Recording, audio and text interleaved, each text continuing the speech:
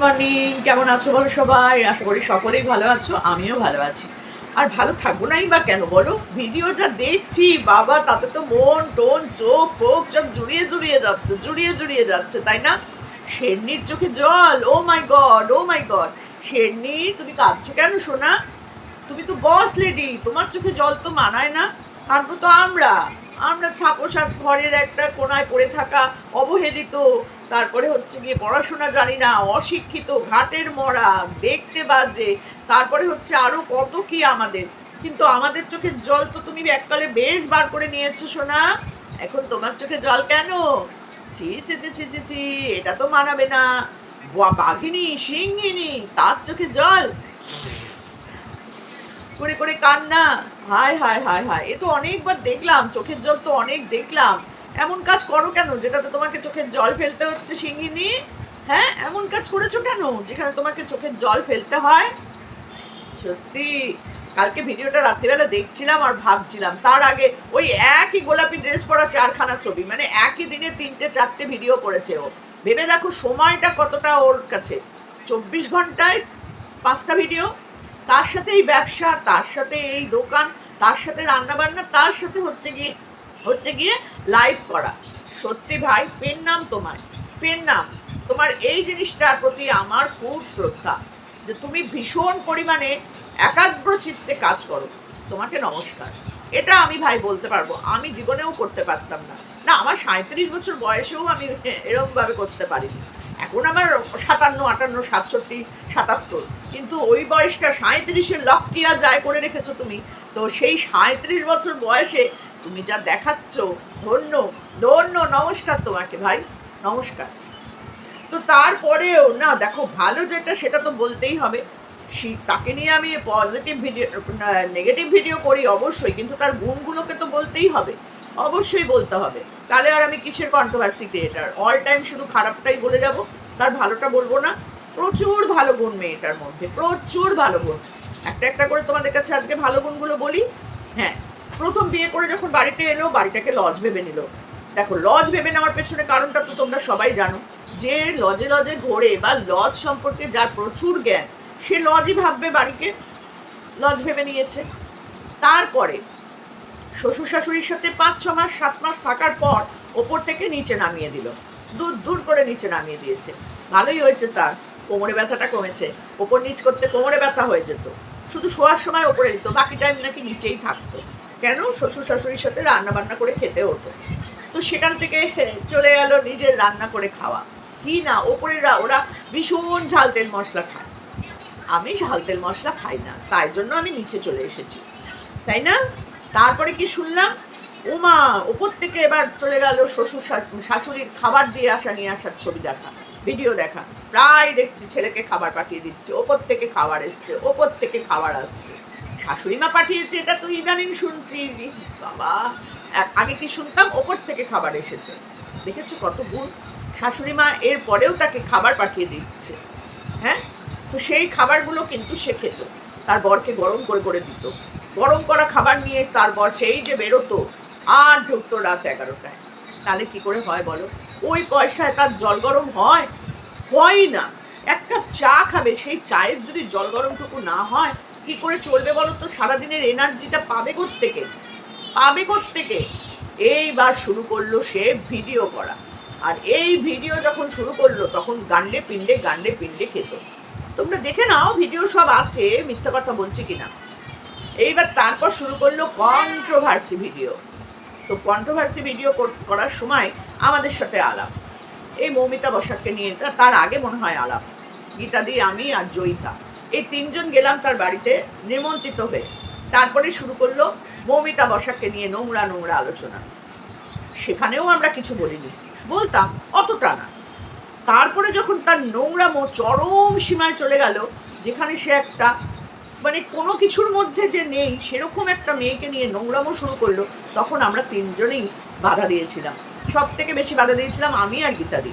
সেই জন্য আমরা হয়ে গেছিলাম ঘাটের মরা, বিধবা, চুল ন্যাড়া করে, মুখে চুন কালি লাগিয়ে, অন্ধকার ঘরে সাদা থান পরিয়ে মাছ মাংস খাওয়া বন্ধ করে আটকে রাখতে হয় আমাদের মতো মহিলাকে, আমি আর গীতাদি। কেন না?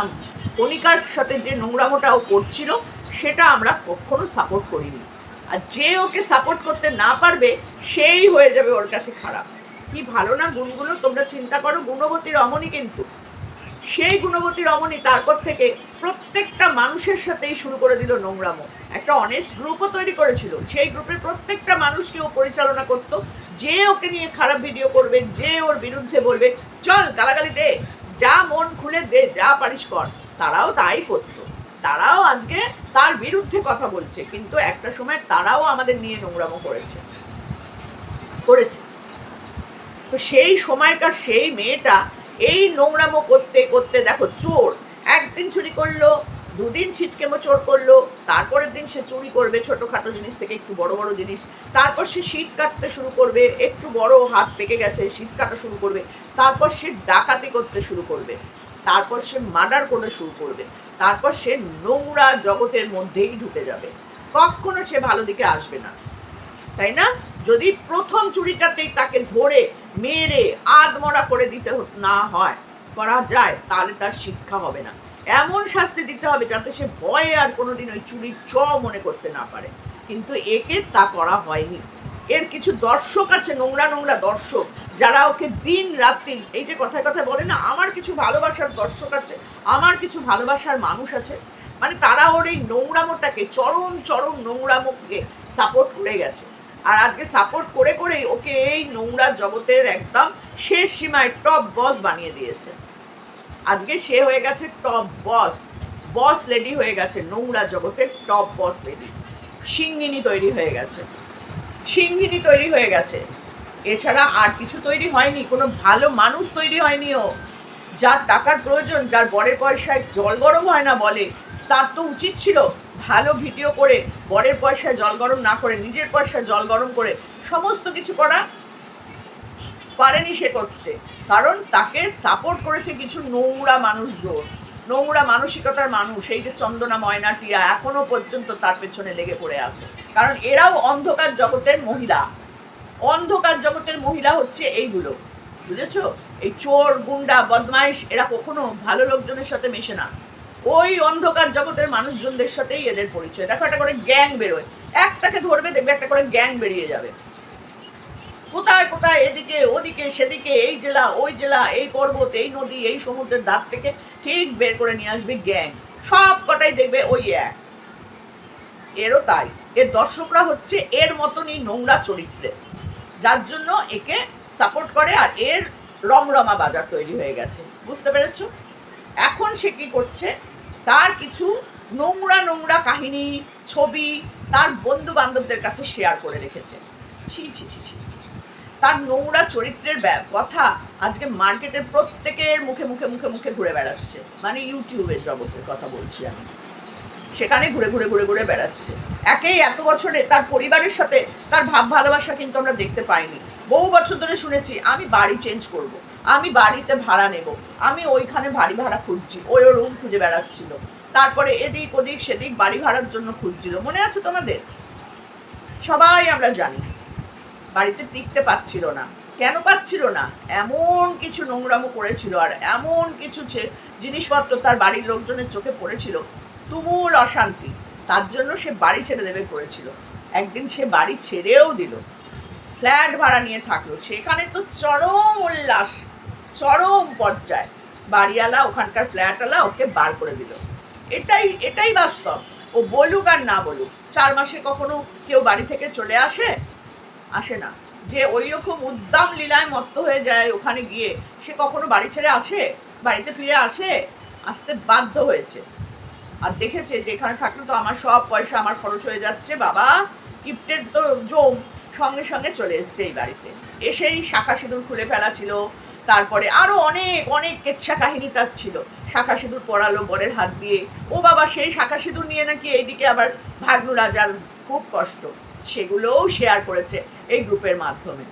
আর এই গ্রুপ যে কি খারাপ জিনিস, বাপরে বাপরে বাপ, নমস্কার। এই গ্রুপ থেকে শত হাত দূরে থাকো, কোনোদিন কেউ গ্রুপ বানিও না।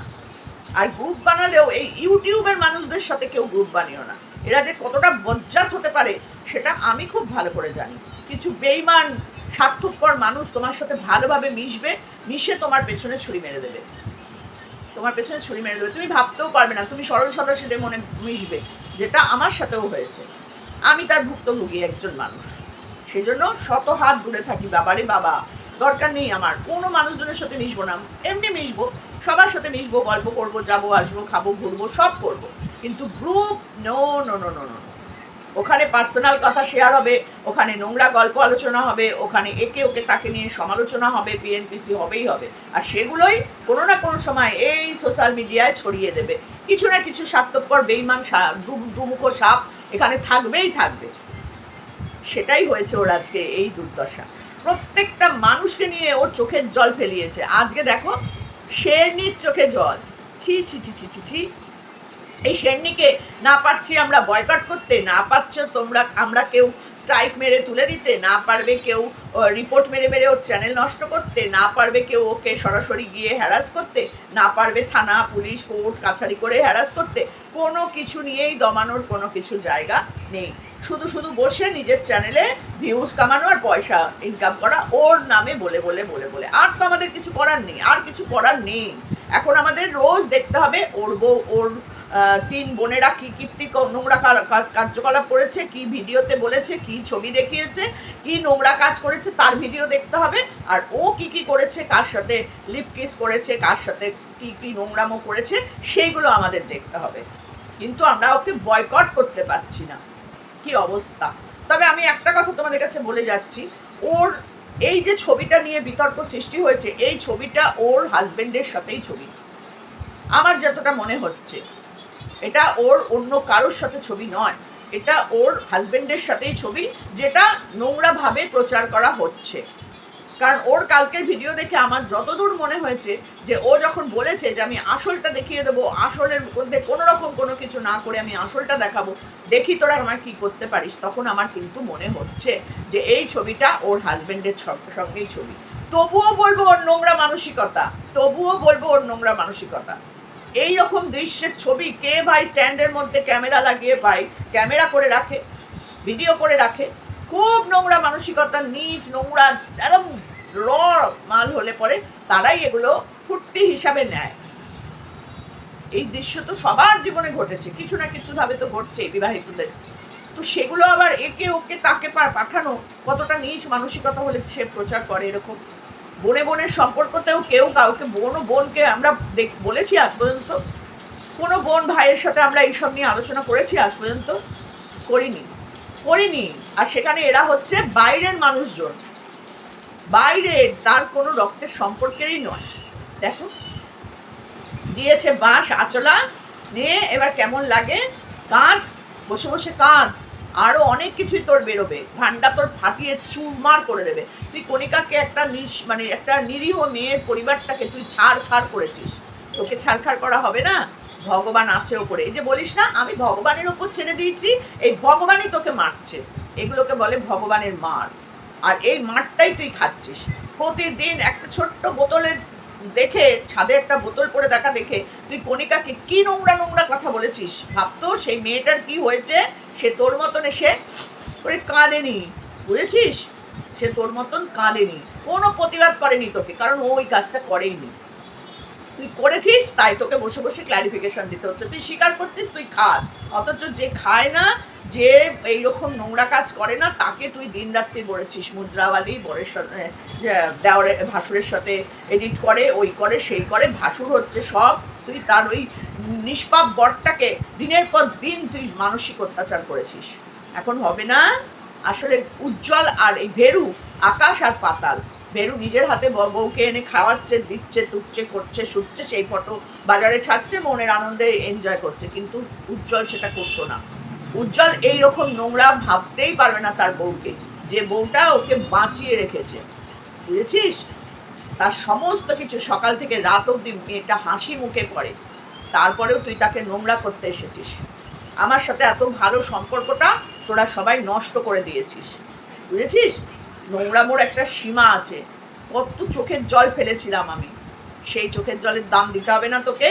প্রত্যেকের চোখের জলের দাম তোকে দিতে হবে। এইভাবে সোশ্যাল মিডিয়ায় কাঁদতে হবে তোকে।